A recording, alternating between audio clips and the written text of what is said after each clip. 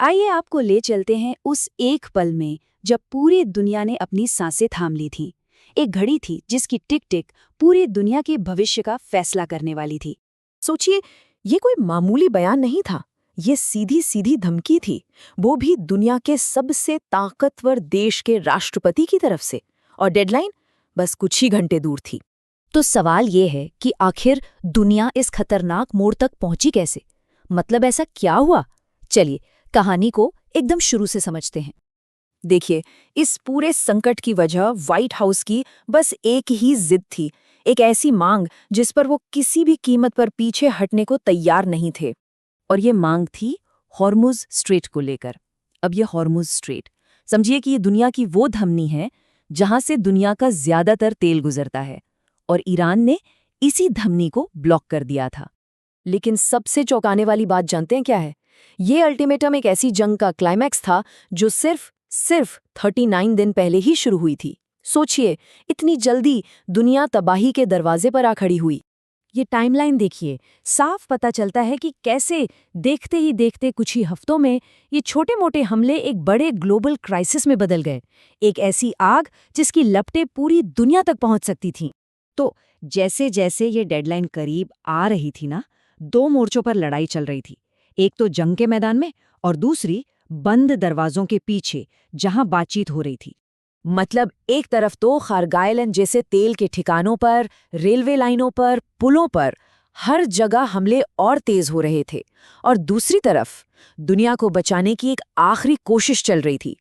पर्दे के पीछे जबरदस्त डिप्लोमेसी हो रही थी, जहां हर दांव बहुत बड़ा था। अब ईरान की भी सुनिए, वो सिर्फ एक छोटा मोटा सीजफायर नहीं चाहता था। नहीं, उसका कहना था कि ये लड़ाई हमेशा के लिए खत्म हो, सारे पुराने बैन हटाए जाएं। मतलब वो चाहता था कि ये पूरा खेल ही नए सिरे से उसकी शर्तों पर शुरू हो। और देखिए, ये मत समझिए कि ये लड़ाई सिर्फ ईरान और अमेरिका के बीच थी। नहीं, इसका असर पूरी दुनिया पर पड़ रहा था। चलिए देखते हैं कैसे। इंटरनेशनल एनर्जी एजेंसी ने इसे ग्लोबल ऑयल मार्केट के इतिहास का सबसे बड़ा सप्लाई डिसरप्शन कहा। मतलब साफ है, ये सिर्फ दो देशों की जंग नहीं थी। इसके झटके दुनिया के हर घर, हर बाजार और हर इकोनॉमी तक पहुंच रहे थे।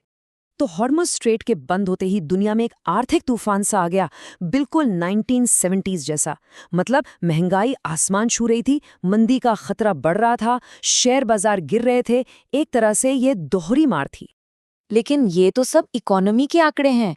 इनसे कहीं ज्यादा भयानक तस्वीर जमीन पर थी। असली कीमत तो इंसान चुका रहे थे। यूएन की रिपोर्ट के हिसाब से सिर्फ कुछ ही हफ्तों के अंदर 2100 से ज्यादा आम लोग, बेगुनाह लोग इस जंग में मारे जा चुके थे। और सोचिए, तकरीबन 38 लाख लोग, 38 लाख सीधे तौर पर प्रभावित हुए थे। कोई घायल हुआ, किसी को अपना घर छोड़ना पड़ा, और लाखों लोग बिजली, पानी जैसी जरूरी चीजों के लिए तरस रहे थे। और इसी भयानक मंजर के बीच हम वापस आते हैं कहानी के उस आखिरी पड़ाव पर, उस उल्टी गिनती पर जहां हर गुजरते पल के साथ उम्मीद खत्म हो रही थी। अब तेहरान में क्या हो रहा था? वहां इस अल्टीमेटम का कोई खास असर नहीं दिख रहा था। ईरानी मिलिट्री साफ साफ कह रही थी कि वो जवाब देने में जरा भी नहीं हिचकिचाएंगे। उन्होंने इस धमकी को पागलपन कहकर खारिज कर दिया। लेकिन जमीन पर हालात कुछ और थे। ईरानी अधिकारी अपने ही देश के नौजवानों से कह रहे थे कि वो पावर प्लांट्स के चारों तरफ ह्यूमन चेन बनाएं, मतलब ह्यूमन शील्ड बने, उन जगहों को बचाने के लिए जिन्हें तबाह करने की धमकी दी गई थी। बातचीत का एक आखिरी रास्ता था यूनाइटेड नेशंस सिक्योरिटी काउंसिल, लेकिन वहां भी ये कोशिश फेल हो गई। हॉर्मुज़ स्ट्रेट को फिर से खोलने के प्रस्ताव पर रूस और चीन दोनों ने वीटो कर दिया। और उनका तर्क क्या था? उनका कहना था कि ये प्रस्ताव तो अमेरिका को और ज्यादा आक्रामकता के लिए खुली छूट दे देगा। उन्हें डर था कि अमेरिकी राष्ट्रपति की भाषा से हालात सुधरने के बजाय और बिगड़ जाएंगे। तो अब कूटनीति के सारे रास्ते बंद हो चुके थे। घड़ी की सुइयां आगे बढ़ रही थी, और दुनिया अपनी सांसें रोके बस देख रही थी। एक ऐसी जंग का इंतजार कर रही थी जो अब शायद टाली नहीं जा सकती थी। और फिर रात के 8 बज गए, डेडलाइन खत्म। अब बस एक ही सवाल हवा में तैर रहा था, आगे क्या होगा? क्या ये दुनिया का सबसे खतरनाक ब्लफ था या फिर तबाही की असली शुरुआत?